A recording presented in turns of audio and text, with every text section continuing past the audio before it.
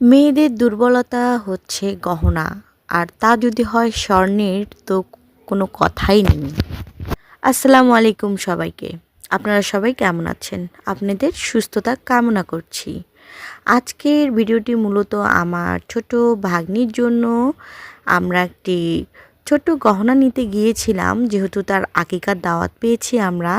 তো স্বর্ণের দোকানে গিয়ে দেখলাম স্বর্ণের যে দাম, ও মাই গড! স্বর্ণ তো দিন দিন দাম বেড়েই চলছে। তো যারা স্বর্ণ কিনতে চাচ্ছেন, স্বর্ণ একটি জমির মতো কাজ করবে। আপনি স্বর্ণ কিনে রাখলে সেটার দাম দিন দিন বাড়বে, কখনো কমবে না। তো যাদের টাকা পয়সা আছে অবশ্যই তারা স্বর্ণ কিনে রেখে দিতে পারেন। এটা বিক্রি করে একসময় আপনারা অনেক মুনাফা অর্জন করতে পারবেন।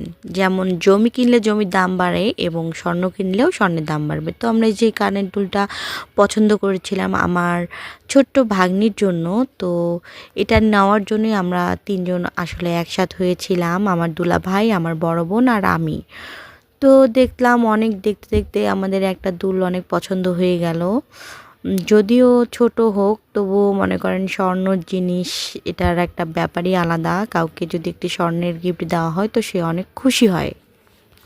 বর্তমানে যদিও স্বর্ণের দাম একটু কম আছে, তো ভবিষ্যতে আরও দাম বেড়ে যাবে। তো মনে হয় না যে স্বর্ণ মানুষ এত সহজে এখন কিনতে পারবে। মধ্যবিত্তদের জন্য তো স্বর্ণ কেনা একদম কষ্টসাধ্য ব্যাপার হয়ে দাঁড়াবে, আমাদের মতো মধ্যবিত্তদের জন্য। তো যাই হোক, ছোট বাচ্চা কাচ্চা হলে সবাই খুশি হয়ে দেয়, তো দিতে তো হবেই, কিছু করার নেই।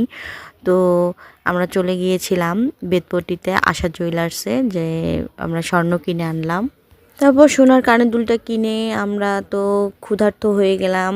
তো সবাই মিলে বসে পড়লাম আমাদের রংপুরের বিখ্যাত একটি হোটেলে, পলক হোটেল। সব সময় ভিড় লেগেই থাকে, তো সেখানে বসে পড়লাম আমরা একটু চা নাস্তা করার জন্য।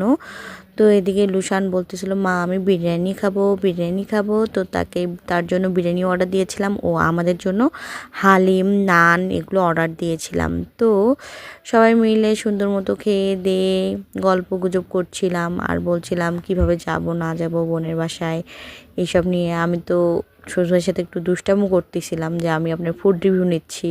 তো উনি হেসে দিল, আর এদিকে মুক্তা এমনভাবে খাচ্ছিল, বললো এই ভিডিও নিস না, আমি অনেক বাজেভাবে খাচ্ছি।